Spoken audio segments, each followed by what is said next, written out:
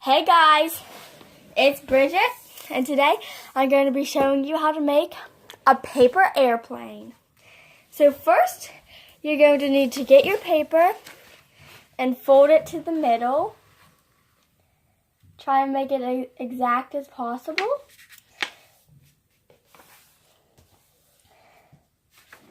Then you need to unfold it and fold both ends into the middle line. Again, try and make this exact as possible.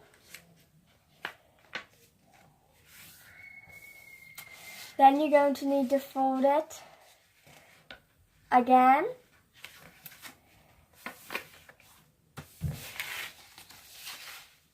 On both sides.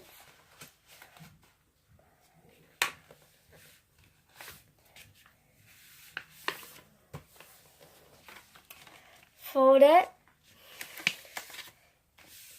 and then you're going to need to fold the wings down.